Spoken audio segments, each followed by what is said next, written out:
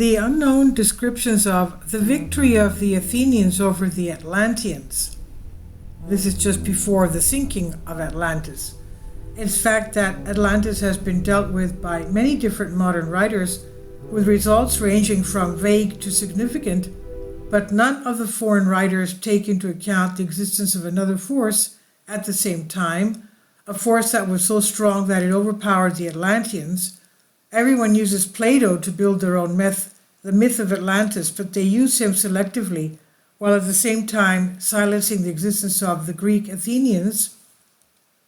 The war conflict between the ancient Athenians and the attacking Atlanteans is described in the two works of the ancient Athenian philosopher Plato, Timaeus-Critias, in which it's expressly stated that what is written is not a false myth but a true story.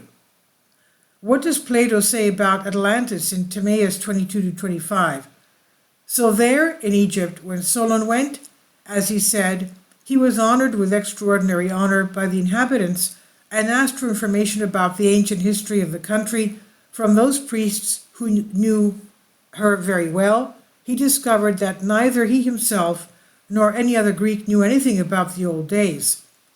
And when once he wished to draw them into a discussion about the old days, he began to tell them about the ancient traditions of Athens, about Phoroneus, who was considered the first man, about Niobe. He also told about Deucalion, that is Noah, Deucalion and his wife Pyrrha, how they lived after the flood, and through their descendants, and tried to determine how many years had passed from what he was saying and to date it. One of the very old priests then said to him, Solon, Solon, you Greeks are forever children. No Greek is old. Then Solon heard this. When he heard this, he said to him, How is this happening? What do you mean by what you say? And he answered, All of you are young in soul, because you do not have in your soul any old knowledge due to ancient tradition, nor any lesson lesson old from many times. The reason for this phenomenon is the following. Many human disasters have occurred and will occur from many causes, the largest from fires and floods, and the smallest from countless other causes. For example, the tradition that prevails in your country that once Phaethon, the son of Helios, that is, the Helios meaning sun, after riding his father's chariot, because he did not have the ability to follow the same path as his father, he set fire to the things on earth and he was struck by lightning. This is said to be a myth, while the reality is the parallax of the heavenly bodies orbiting the earth and the destruction by the abundant fire over long periods of beings on the earth. Then those who live in the mountains and in high and dry places are destroyed more than those who live near the rivers and the sea. In our country, however, the Nile, which is also our savior in other ways, also saves us in such cases of extreme embarrassment. Moreover, when the gods, cleansing the earth, flood it with water, those who are in the mountains are saved, as for example the herdsmen and the shepherds, but those who live in your cities are carried away by the rivers into the sea.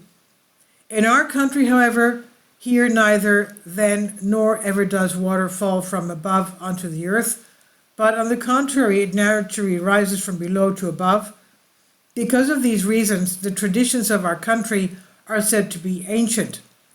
But the truth is that in all places where the winter or the heat is not excessive, there is always the race of people, sometimes numerous and sometimes few.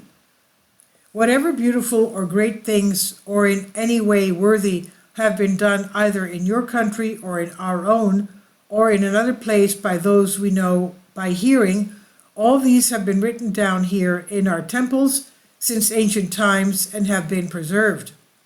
But in your country, as well as in other countries, whatever has been arranged at each time to be suitable for the letters and for the other things necessary in the cities comes at fixed intervals like a terrible disease against them, a current from heaven, and keep alive only the illiterate and uneducated among you, so that you may become like young people from the beginning, without knowing anything of the past that happened either in your own country or in our own country or in your own country. Therefore, what said you before, Solon, because of your own traditions about genealogies, are little different from children's tales, because you remember only one deluge of the earth, although previously there have been many, but then you know that in your country lived the most beautiful and the most better known human race, from which you and your fellow citizens are descended. Because after all, a little sperm was saved, but you forgot it, because the descendants of those who were saved for many generations also died without knowing how to write. For once, Solon, before the great cataclysm, the current city of the Athenians was excellent in war, and in general in its governance it was perfect.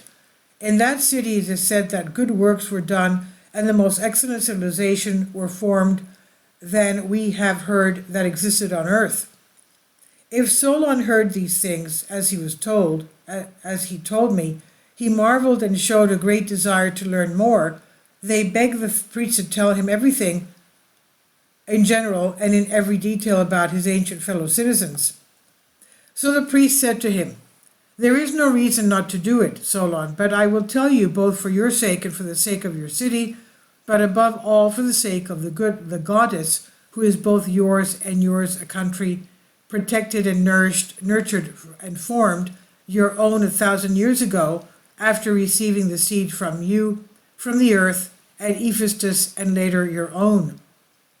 In your holy books it's written that the organization of the city here took place 8,000 years ago.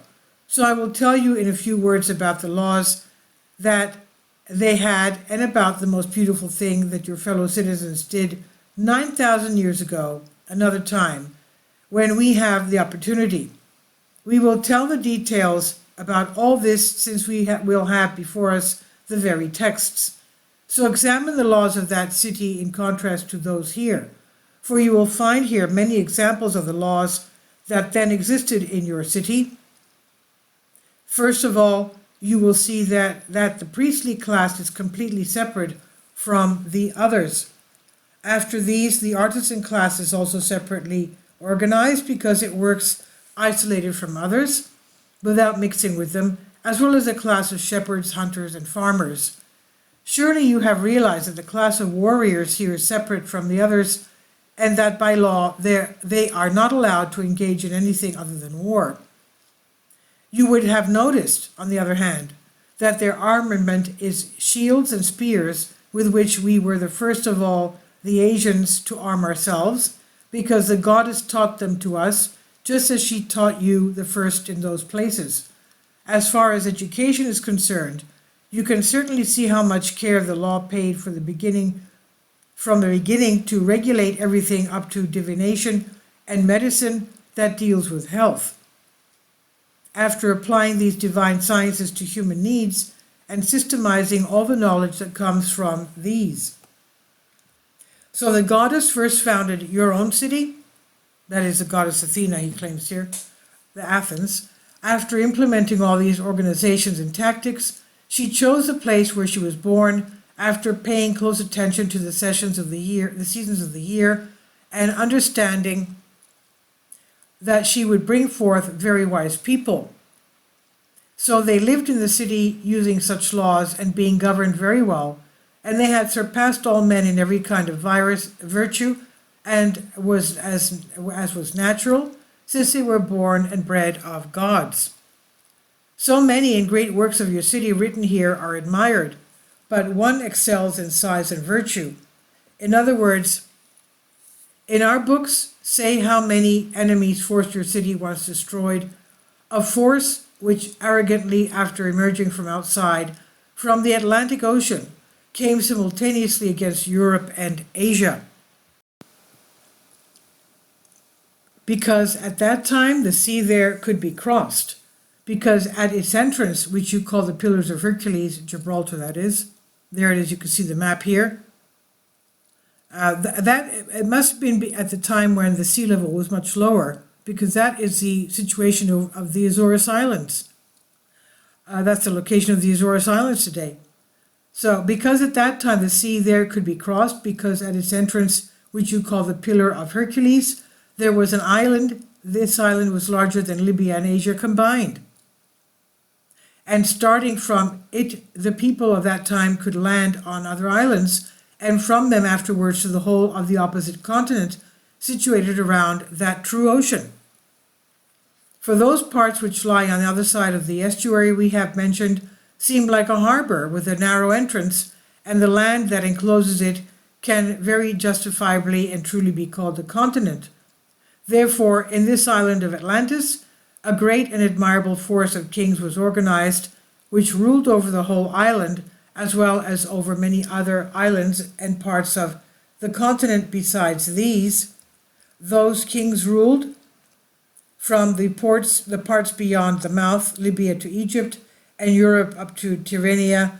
The whole of this force, after it was concentrated and united, then attempted with one rush to enslave both our own place and your own, and the whole beyond the mouth. That is, all parts of the Mediterranean. At that time, Solon, the power of your city, was shown to be excellent among all men, both because of its virtue and because of its prowess. For having surpassed all in valor and martial arts, whether leading the Greeks or completely alone, of necessity, because the others deserted her after she had reached the brink of destruction, she rebuked the raiders, that is the Atlanteans, set up trophies against them, prevented them from enslaving those who had not yet been enslaved, and set free without any claim all the rest of us who are on the other side of the Pillars of Hercules. And after a long time passed, however, there were terrible earthquakes and floods, and within a terrible day and night your whole army was buried in the earth, and the island of Atlantis also disappeared, submerged in the sea.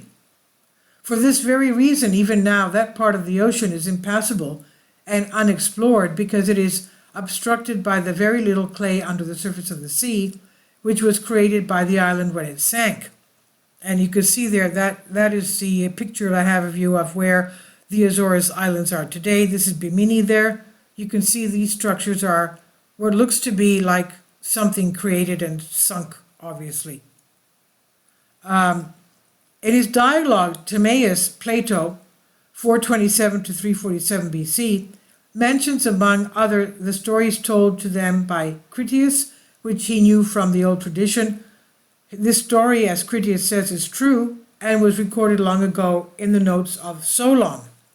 Solon had visited ancient Egypt in 590 BC, where the priests there led him to the holy city of Saida in the Nile Delta. And in this city there was a temple of Neith, in Greek Athena. We know that a lot of cities are named backwards in Egypt. For example, Said is Dias, Port Said is Dias or Zeus, and Suez is the opposite of the backward is spelled Zeus. And here Neith in Athena, who was a goddess believed by the inhabitants as their leader and founder of the city of Athens. Inside this temple they revealed to him the ancient secrets that were written in books and tablets with hieroglyphic archaeograms. Some of the secrets that the priest translated to Solon were the following. That the city of Saida was organized and civilized in the sacred letters 8,000 years ago. The same goddess, Athena, who was the common protector of the then city of Athens, of the fellow citizens of Solon and Saida, raised people and gave her lights, first to Athens and then to Saida. So in other words, here they're talking about the fact that the goddess Athena, who was the protector of the city of Athens of Greece, also protected Said. I wonder if that's Port Said, Dias, obviously. We know that Athena was the daughter of Zeus, born from his head. So Saida, there was also another great power at that time, Atlantis, which messed with the whole world, and then the then inhabitants of today's Athens. The following, translated to the New Greek language, is what the priests of Saida said to Solon The notes in parentheses are ours. It said, so many and great works of your city, note refers to the city of Athens as it was before the flood, are here written, note he means engraved on the tablets of the temple of Saida, to be admired, the city, but one excels in greatness and heroism. For the scriptures tell us that your city was once faced a great force, which advanced, invaded all Europe and Asia at the same time. From without, they rushed from the Atlantic Sea, from this location here, as we see. For that time, no one could walk across the sea because at its entrance, which you call the Pillars of Hercules, note he means the Straits of Gibraltar, Pillars of Hercules, there was an island, a piece of land. This island was larger than Libya and Asia together, and from it travelers could pass to other islands, and from them the whole opposite continent lying around the true ocean. For these places, which are through the strait which we have mentioned, appear like a harbor, having a narrow entrance for ships, but beyond, outside the strait, it is a real ocean, and the land that surrounds it may doubtless and very popular be called a continent. In this island, therefore, Atlantis, the Atlantean islands, a great and wonderful power was formed by kings who ruled over the entire island and many other islands and parts of the continent. And apart from these parts, in addition from the central part towards Libya, they dominated as far as Egypt, and from the European side up to Tyrrhenia. Note this is the western area of Italy. It was called Tyrrhenia. All this force, having gathered together and formed a unity, attempted with a rush to enslave both your place and ours, and all those inward of the strait of the Straits of Gibraltar.